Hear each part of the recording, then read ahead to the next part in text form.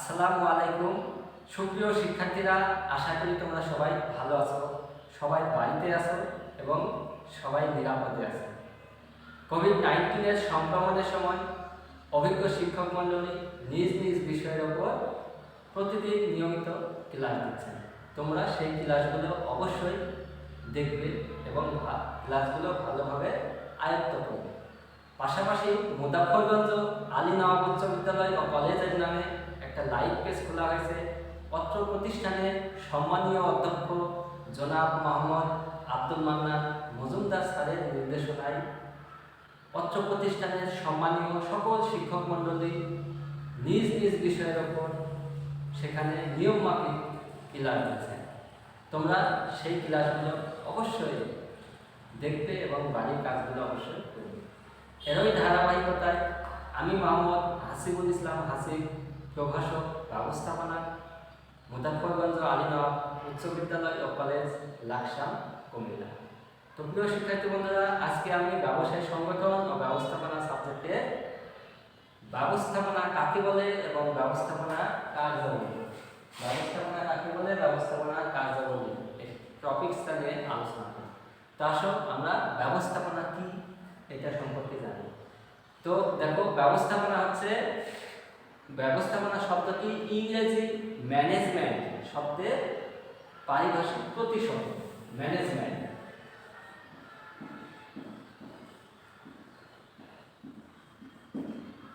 ইংরেজি ম্যানেজমেন্ট শব্দের পারিভাষিক কি প্রতিশব্দ। ব্যবস্থাপনা বিশারদদের মধ্যে ইংরেজি এই ম্যানেজমেন্ট শব্দটি এসেছে ইতালীয় ম্যানেজারি শব্দ থেকে।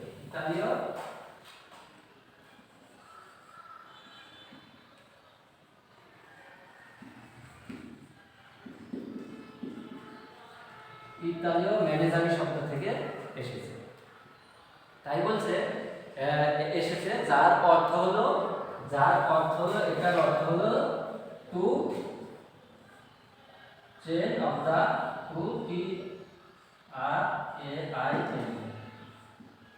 অফ দা হর্সেস, অর্থাৎ অশ্বকে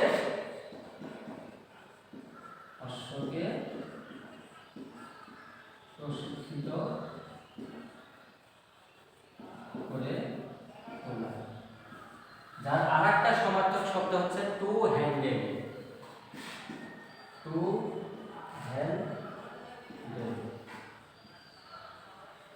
অর্থাৎ চালনা করা বা পরিচালনা করা। ঠিক আছে, অর্থাৎ কি চালনা করা বা পরিচালনা করা। তো ব্যবস্থাপনা হচ্ছে ইংরেজি ম্যানেজমেন্ট শব্দের পারিভাষিক প্রতিশব্দ। ব্যবস্থাপনা বিশারদদের মধ্যে to chain of the horses, অর্থাৎ অশ্বকে প্রশিক্ষিত করে তোলা। এর আরেকটা সমার্থক শব্দ হচ্ছে কি টু হ্যান্ডেল, অর্থাৎ চালনা করা বা পরিচালনা করা।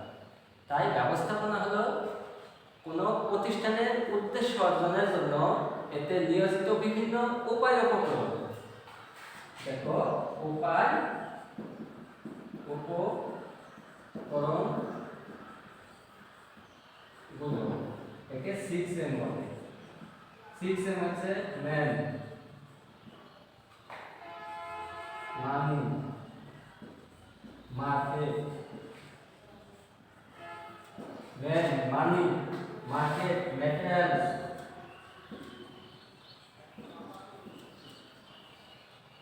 মেশিন, মেথড,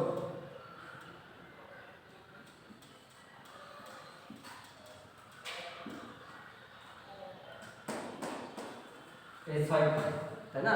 প্রতিষ্ঠানের উপায় উপকরণ এই হয়েছে। উপায় উপকরণগুলো হচ্ছে 6M: ম্যান, মানি, মার্কেট, ম্যাটেরিয়ালস, মেশিন, মেথড, তাই না? তাই বলছে যে ব্যবস্থাপনা হলো কোনো প্রতিষ্ঠানের উদ্দেশ্য অর্জনের জন্য এতে নিয়োজিত বিভিন্ন উপায় উপকরণকে যথাযথভাবে কাজে লাগানোর জন্য সুষ্ঠুভাবে পরিচালনা করা। তাই আধুনিক ব্যবস্থাপনার জনক হেনরি ফেয়োলের মতে ব্যবস্থাপনা হলো পূর্বানুমান ও পরিকল্পনা করা, সংগঠিত করা, আদেশ নির্দেশ দেওয়া, সমন্বয় ও নিয়ন্ত্রণ করা। এটা হচ্ছে কে বলছে? আধুনিক ব্যবস্থাপনার জন্য হেনরি ফেওল বলেছে, তাই না? তো আবার বলি ব্যবস্থাপনা, তাই প্রকৃত অর্থে ব্যবস্থাপনা হচ্ছে উপকরণাদির কার্যকর ব্যবহার। এই যে উপকরণাদির কার্যকর ব্যবহার করে লক্ষ্যে পৌঁছানোর জন্য এই যে পরিকল্পনা, সংগঠন, পরিসংস্থা, নির্দেশনা, পরিচালনা, সমন্বয় সাধন ও নিয়ন্ত্রণ, এগুলো করাকে নিয়ন্ত্রণ কার্যকে ব্যবস্থাপনা বলে। দেখো ব্যবস্থাপনা শব্দটিকে ভাঙলে আমরা তিনটি অক্ষর পাই। দেখো ব্যবস্থাপনাকে ভাঙলে কয়টি অক্ষর পাই? এই ম্যানেজমেন্ট শব্দটি ভাঙলে আমরা তিনটি অক্ষর পাই। এটা হচ্ছে manage, manage plus man plus টিতে টেক করি। এখন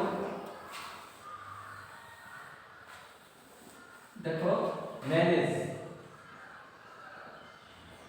ম্যানেজ মানে কি? ব্যবস্থা করা, ব্যবস্থা করা। ম্যান মানুষ, আর টিতে কি? কৌশল। কি ব্যবস্থা করব? ব্যবস্থাপনা হচ্ছে অন্যকে দিয়ে কাজ করিয়ে নেওয়ার কৌশলকে কি বলে? ব্যবস্থাপনা বলে।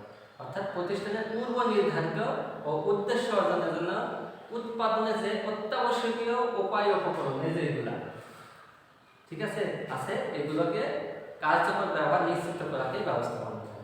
তাই আমরা দেখো এই ম্যানেজ মানে ব্যবস্থা করব, কাকে ব্যবস্থা করব? মানুষকে ব্যবস্থা করব। কি দিয়ে ব্যবস্থা করব? কৌশল দিয়ে ব্যবস্থা করব। ঠিক আছে, এটা হচ্ছে আমাদের ব্যবস্থাপনা। তা আশা করি প্রিয় শিক্ষার্থীরা তোমরা ব্যবস্থাপনা কি এটা খুব ভালোভাবে বুঝতে পারছো। এবার আমরা জানবো কি ব্যবস্থাপনা কার্যাবলী সম্পর্কে। আসলে ব্যবস্থাপনা কার্যাবলী ব্যবস্থাপনার ক্ষেত্রে খুবই গুরুত্বপূর্ণ ভূমিকা পালন করে। দেখো আমাদের এবার ব্যবস্থাপনা, এখন আমরা কি আলোচনা করতে পারবো ব্যবস্থাপনার কার্যাবলী সম্পর্কে। ব্যবস্থাপনা কার্যাবলীর প্রথম কাজ হচ্ছে পরিকল্পনা, তাই না? তাহলে পরিকল্পনা হচ্ছে কি? কোনো কাজ কিভাবে করব, কখন করতে হবে, কত সময় ধরে করতে হবে, তার আগাম চিন্তা ভাবনা করাকে পরিকল্পনা বলে। অর্থাৎ আমরা ভবিষ্যতে কোনো একটা কাজ করব, তা আগে থেকে চিন্তা ভাবনা করাকে বলে পরিকল্পনা। তো পরিকল্পনা হচ্ছে ব্যবস্থাপনা প্রক্রিয়ার প্রথম এবং মৌলিক কাজ। অর্থাৎ পরিকল্পনা প্রণয়নের মাধ্যমে একটা প্রতিষ্ঠানের কাজের বেস, কাজের কি হয়? পরিকল্পনা প্রণয়নের মাধ্যমে একটা প্রতিষ্ঠানের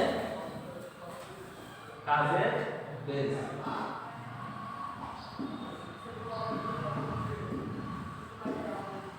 ভিত্তি, তাই না?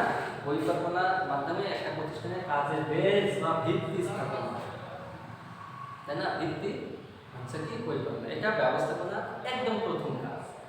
এটা ব্যবস্থাপনার অন্যান্য কাজের ফাউন্ডেশন বলতে পারে।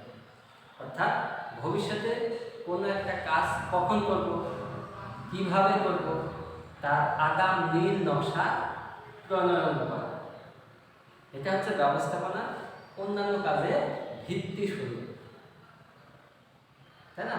অর্থাৎ তার মাধ্যমে ব্যবস্থাপনা অন্যান্য কাজগুলা ভিত স্থাপন হয়ে থাকে। এই পরিকল্পনার মাধ্যমে ব্যবস্থাপনার অন্যান্য কাজের কি হয়?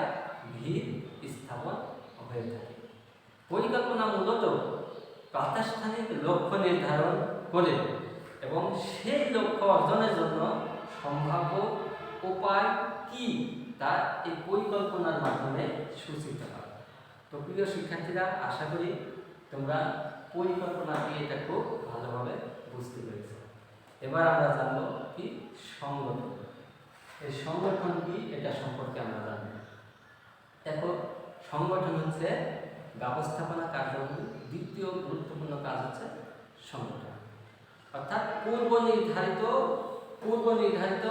পরিকল্পনা অনুযায়ী প্রতিষ্ঠানের যাবতীয় উপায় উপকরণগুলোকে সংগঠিত করা এবং ওই সংগঠিত করার পর অর্থাৎ প্রতিষ্ঠানের উপায় উপকরণ, এই যে উপায় উপকরণগুলো কি?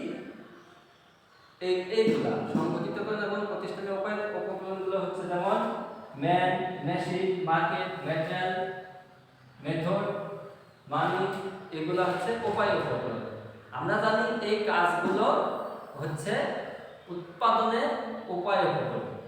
পরিকল্পনা অনুযায়ী উৎপাদনের যে উপকরণগুলো আছে, তাই না, ওই উপকরণগুলোকে একত্রিত করে তাদের কাজে লাগানোর ব্যবস্থাকে আমরা সংগঠন বলতে পারি। অর্থাৎ কাজে লাগানোর পর এগুলোর প্রত্যেকটা বিভাগ উপবিভাগের মধ্যে কি দায়িত্ব ও কর্তব্য সুস্পষ্টভাবে বন্টন করে দিয়ে তাদের কাজে লাগানোর ব্যবস্থাকে আমরা বলতে পারি সংগঠন।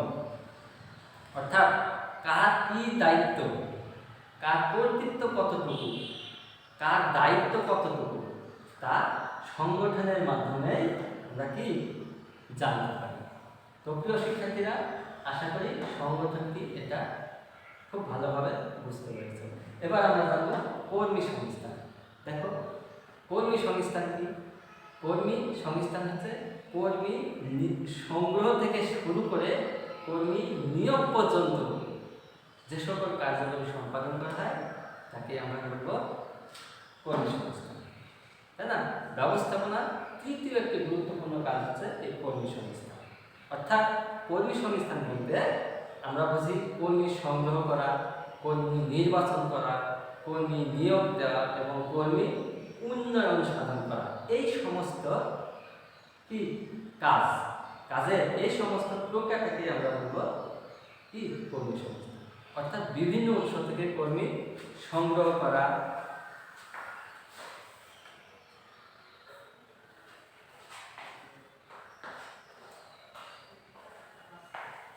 দেখো বিভিন্ন উৎস থেকে কি কর্মী সংগ্রহ করা, কর্মীদের মধ্য থেকে যোগ্যতা সম্পন্ন কর্মী নির্বাচন করা এবং এই নির্বাচিত কর্মীদের মধ্য থেকে উৎকৃষ্ট এবং ভালো মানের কর্মী নিয়োগ দেওয়া এবং তাদের উন্নয়ন করা এবং তাদের প্রশিক্ষণের ব্যবস্থা করা। এই সামগ্রিক প্রক্রিয়াটাকে আমরা বলতে পারি কি কর্মী সংস্থান। এই কর্মী সংস্থান হচ্ছে একটা প্রতিষ্ঠানের যাবতীয় কাজের ভিত্তিস্বরূপ, তাই না? দেখো, কর্মী সংস্থানের একটি কাজে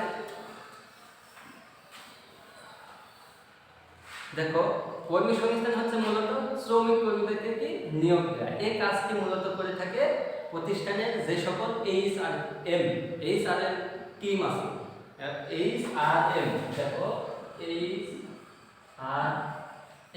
মানে human resource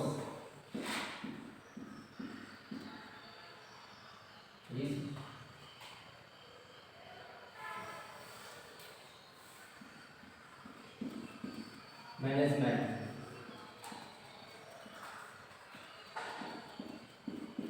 human resource management এরা করে থাকে। হিউম্যান রিসোর্স ম্যানেজমেন্ট এরা এই কাজটা করে থাকে।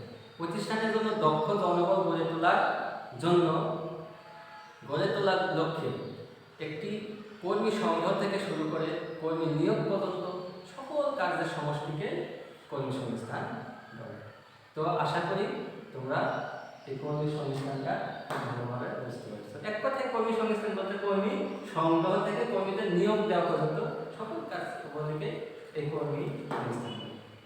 ওকে, এবার আসো আমরা ব্যবস্থাপনা কার্যাবলী চতুর্থ স্টেপ হচ্ছে কি নির্দেশনা। নির্দেশনা কি এটা সম্পর্কে আমরা জানব।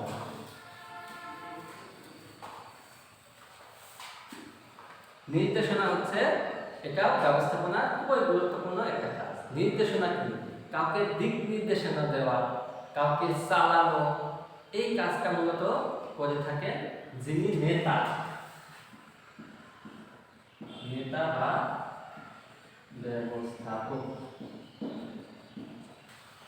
কাউকে দিক নির্দেশনা, কাউকে চালানো, এই কাজটা মূলত কে করে থাকে? যিনি নেতা বা ব্যবস্থাপক তিনি। আমরা ভালো মতো খেয়াল করি, একটা প্রতিষ্ঠানে অনেকজন লোক কাজ করে, কিন্তু তাদেরকে যদি কেউ কাজ করতে না বলে বা কাজের নির্দেশনা না দেয়, তাহলে তারা কাজগুলো কী করবে? ভুল করবে, কাজে অলসতা করবে, প্রতিষ্ঠানের উদ্দেশ্য বা লক্ষ্য অর্জন করা সম্ভব হবে না, তাই না? তাই বলছে কি হবে? তাই জন্য নেতা বা ব্যবস্থাপক তারা কি করবে? কর্মীদেরকে ত্বরান্বিত করবে, কাজ করার জন্য তাড়না দিবে, কাজ করার জন্য কর্মীদেরকে আগ্রহী করে তুলবে। তাহলে নির্দেশনা কি নির্দেশনা কি? কোনো দল বা গোষ্ঠীর আচরণকে কাজে লাগবে। দেখো, কোনো দল বা গোষ্ঠীর আচরণকে কাজে লাগিয়ে একটি নির্দিষ্ট লক্ষ্য পানে এগিয়ে নিয়ে যাওয়াকে নির্দেশনা। কি বললাম? কোনো দল বা গোষ্ঠীর আচরণকে কাজে লাগিয়ে একটি নির্দিষ্ট লক্ষ্য মানে এগিয়ে নিয়ে যাওয়ার কৌশলকে কি বলে? নির্দেশনা। এখানে দেখো আচরণকে, এই কথাটা কেন বললাম, তাই না? দেখে এই আচরণকে, এখানে আচরণকে কথা কেন বলা হলো? এক একজন মানুষের আচরণ এক এক রকম, তাই না? কাউকে একটু একটা ঝাড়ি দিলে সে সুন্দর মতো কাজ করবে, কাউকে কিছু টাকা দিলে সে কাজ করবে, কাউকে প্রশংসা করলে সে কাজ করে। তো যিনি ব্যবস্থাপক, যিনি ব্যবস্থাপক থাকবেন বা নেতা থাকবেন, তার কাজ হবে তাদের আচরণকে কাজে লাগিয়ে আমাদের প্রতিষ্ঠানের যে উদ্দেশ্য আছে বা প্রতিষ্ঠানের যে লক্ষ্য আছে, সেই লক্ষ্যটা পূরণের, প্রতিষ্ঠানের যে উদ্দেশ্য আছে বা প্রতিষ্ঠানের যে লক্ষ্য আছে সেইটা পূরণের উদ্দেশ্যে কাজ করা, তাই না? তো আশা করি তোমরা এই নির্দেশনাটা কি এটা ভালোভাবে বুঝতে পারছো। নির্দেশনা হচ্ছে কোনো দল বা গোষ্ঠীর আচরণকে কাজে লাগিয়ে একটি নির্দিষ্ট লক্ষ্য মানে এগিয়ে নিয়ে যাওয়ার কৌশলকে নির্দেশনা। এবার নেতৃত্ব কি? নেতৃত্ব হচ্ছে ব্যবস্থাপনা কি কোনো একদল লোককে যিনি নির্দিষ্ট লক্ষ্যপানে এগিয়ে নেওয়ার কৌশলকে নেতৃত্ব বলে। কি বললাম? নেতৃত্ব বলতে আমরা বুঝি ব্যবস্থাপনার কোনো একদল লোককে কোনো নির্দিষ্ট লক্ষ্যপানে এগিয়ে নিয়ে যাওয়ার কৌশলকে নেতৃত্ব বলে। আশা করি তোমরা নির্দেশনা ও নেতৃত্ব এটা কি ভালোভাবে বুঝতে পারছো। এবার আমরা জানবো কি? প্রেষণা, তাই না? এবার আমরা কি জানবো? প্রেষণা সম্পর্কে। দেখো প্রেষণা কি, এবার আমরা জানবো প্রেষণা কি। দেখো ব্যবস্থাপনা 5 নম্বর কাজটি হচ্ছে এই প্রেষণা, যেটাকে আমরা বলি মোটিভেশন। ইংরেজিতে কি বলি? মোটিভেশন। প্রেষণা এটা ওয়ান কাইন্ড অফ পাম দেওয়ার মতো। যেমন কেউ একটা কাজ করতে চাচ্ছে না, কিন্তু আমার ওই কাজটি করতেই হবে, তাকে দাঁড়াই করাতে হবে। যে কাজটা করবে না তাকে দাঁড়াই করাতে হবে। তাহলে আমরা কিভাবে সেই কাজটা তাকে দ্বারা করাবো? তাকে কিছু ভালো মন্দ কথা বলবো, তাকে কিছু প্রশংসা করবো, ওয়ান কাইন্ড অফ পান দেব, তারপরে সে কি কাজ করবে, তারপরে সে কাজটা করতে রাজি হবে। প্রেষণাও ঠিক একই রকম। তো প্রেষণা হচ্ছে কর্মীদেরকে কাজের প্রতি স্বেচ্ছায় প্রণোদিত করার একটা প্রক্রিয়া। এখানে কর্মী যারা আছে তারা একা একাই কাজ করবে, তাদেরকে এরকমভাবে ট্রিটমেন্ট করতে হবে বা করা হবে। এখন প্রেষণা এটা হচ্ছে 2 প্রকার। কি? প্রেষণা হচ্ছে কয় প্রকার? 2 প্রকার। একটা হচ্ছে আর্থিক প্রেষণা, আর্থিক প্রেষণা আরেকটা অনার্থিক প্রেষণা। ঠিক আছে, এই আর্থিক প্রেষণা আর একটা অনার্থিক প্রেষণা। দেখো আর্থিক প্রেষণা কি, কর্মীদেরকে এখানে কি দেওয়া হয়, টাকা দেওয়া হবে, বোনাস দেওয়া হবে, বাসস্থানের সুবিধা দেওয়া হবে, যাতায়াতের সুবিধা দেওয়া হবে। এর ফলে তারা কি করবে, উক্ত প্রতিষ্ঠানে ভালো মতো কাজ করতে পারবে, কাজের একটি স্পৃহা জাগবে। আর অনার্থিক প্রেষণা হচ্ছে কি, কর্মক্ষেত্রে নিরাপত্তা। এখানে কর্মক্ষেত্রে নিরাপত্তা, শ্রমিকরা যদি এখানে কি করতে হবে, কর্মক্ষেত্রে নিরাপত্তা। যেন আমরা এখন সবাই প্রায় দেখি, যেমন আমরা এখন প্রায় সবাই দেখি কি বিভিন্ন জায়গায় আগুন লাগতেছে, ভূমিকম্পে বিল্ডিং কি হচ্ছে, ভেঙে যাচ্ছে। তো কর্মী সে যদি কি, তো কর্মী কি করবে, তো কর্মী সে যদি ওই কাজের মধ্যে তার নিরাপত্তায় অনুভব না করে, সে যদি নিরাপদ না থাকে, সে যদি কি নিরাপদ না থাকে, তাহলে সে কাজে মনোনিবেশ কি করতে পারবে না। তো অনার্থিক প্রেষণার মধ্যে একটা হচ্ছে কাজের নিরাপত্তা, কর্মক্ষেত্রের নিরাপত্তা, সে যেখানে কাজ করবে ওই কর্মক্ষেত্রটা যেন নিরাপদ হয়। তো প্রেষণা হচ্ছে কি, সে যেখানে কাজ করবে কাজ কর্মক্ষেত্রটা যেন নিরাপদ হয়। তো প্রেষণা হচ্ছে কর্মীদেরকে কি কাজের প্রতি স্বেচ্ছায় প্রণোদিত করার একটি প্রক্রিয়া। কি প্রেষণা হচ্ছে কর্মীদেরকে কাজের প্রতি স্বেচ্ছায় প্রণোদিত করার একটি প্রক্রিয়া, তাকে আমরা কি বলবো, প্রেষণা। তো প্রিয় শিক্ষার্থীরা, আশা করি তোমরা প্রেষণা কি এটা খুব ভালোভাবে বুঝতে পেরেছো। এবার আমরা জানবো সমন্বয় সাধন, মানে সুসম্পর্ক স্থাপন। কথা থেকে বোঝা যায় যে সমন্বয় কি করতে হবে, একে অপরের সাথে সুসম্পর্ক বা যোগসূত্র স্থাপন করতে হবে, এটাই হচ্ছে সমন্বয় সাধনের কাজ। দেখো সমন্বয় সাধন কি, বিভিন্ন বিভাগ, উপবিভাগ ও ব্যক্তিদের মধ্যে একটা সুসম্পর্ক স্থাপন করার একটি প্রক্রিয়া। বিভিন্ন বিভাগ, উপবিভাগ ও ব্যক্তিদের মধ্যে সুসম্পর্ক স্থাপন করার একটা কি প্রক্রিয়া।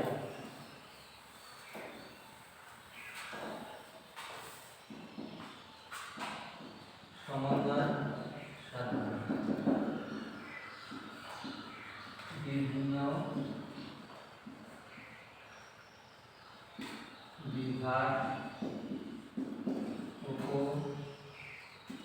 উপবিভাগ ও ব্যক্তিদের মধ্যে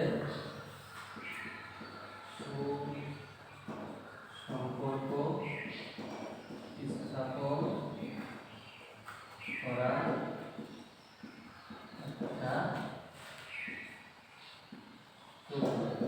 কি বললাম, সমন্বয় সাধন হচ্ছে কি বিভিন্ন বিভাগ, উপবিভাগ ও ব্যক্তিদের মধ্যে সুসম্পর্ক স্থাপন করার একটা কি প্রক্রিয়া, তাই না? তাহলে কি কিভাবে, দেখো একটা প্রতিষ্ঠানে অনেকগুলো বিভাগ থাকে, কি কি, যেমন কি ক্রয় বিভাগ, বিক্রয় বিভাগ,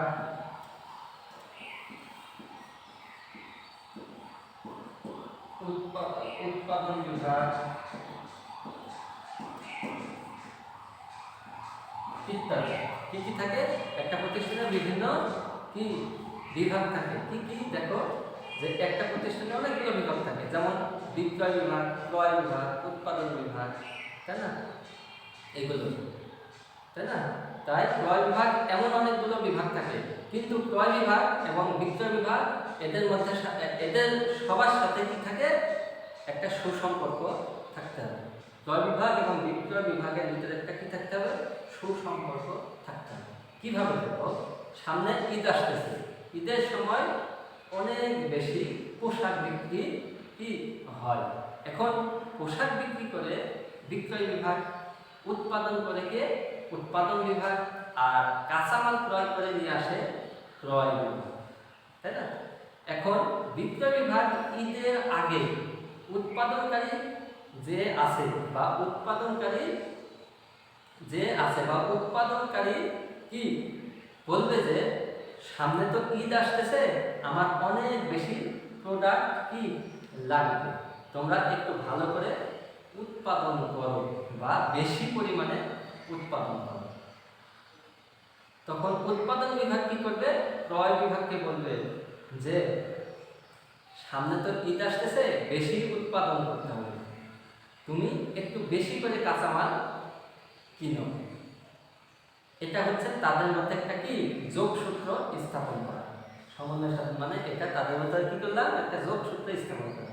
কিন্তু আমরা চিন্তা করি যদি বিক্রয় বিভাগ আর ক্রয় বিভাগ এরা কেউ কাউকে চিনেই না, বা উৎপাদনকারী বিভাগ, উৎপাদন বিভাগ বা ক্রয় বিভাগ এরা এদেরকে চেনেই না, তাহলে কি আমাদের প্রতিষ্ঠানের লক্ষ্য অর্জন করা সম্ভব? কখনোই না।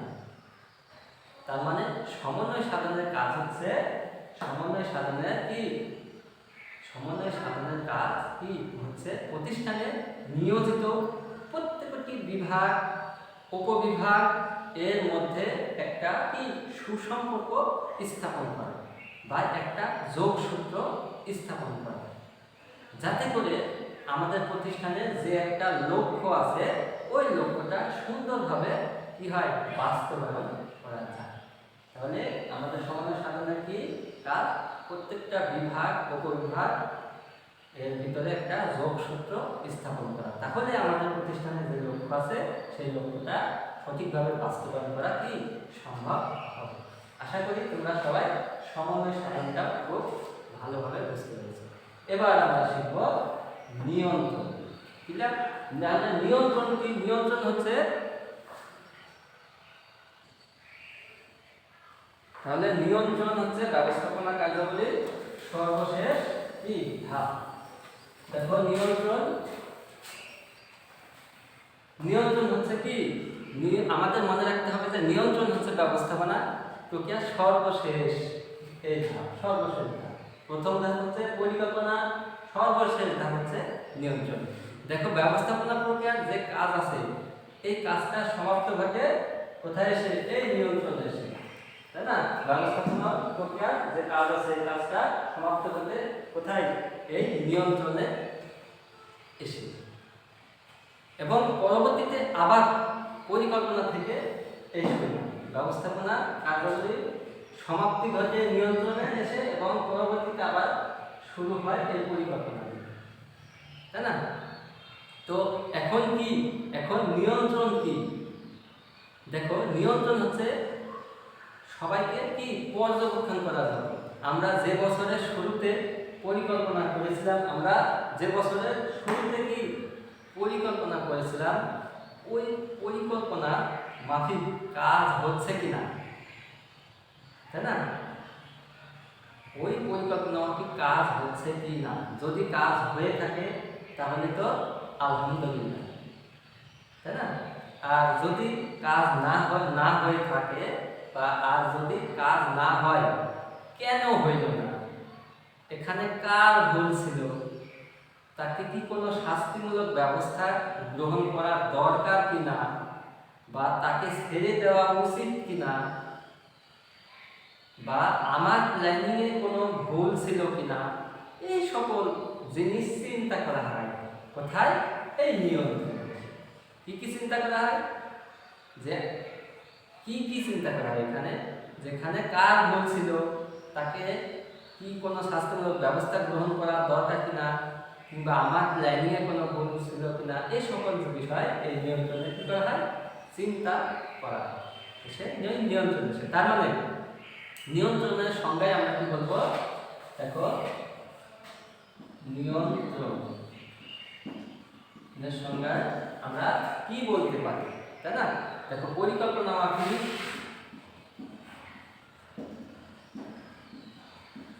পরিকল্পনা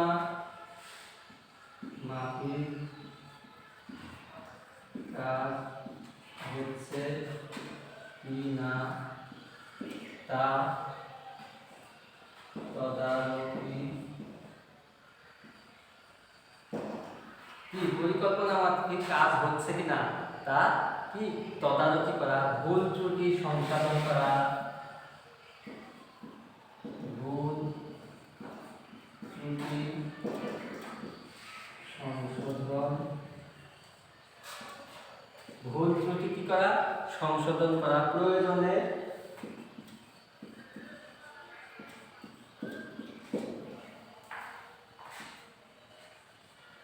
শাস্তিমূলক ব্যবস্থা গ্রহণ করা এবং প্রয়োজনে শাস্তিমূলক ব্যবস্থা কি গ্রহণ করা এবং পরবর্তীতে পুনরায়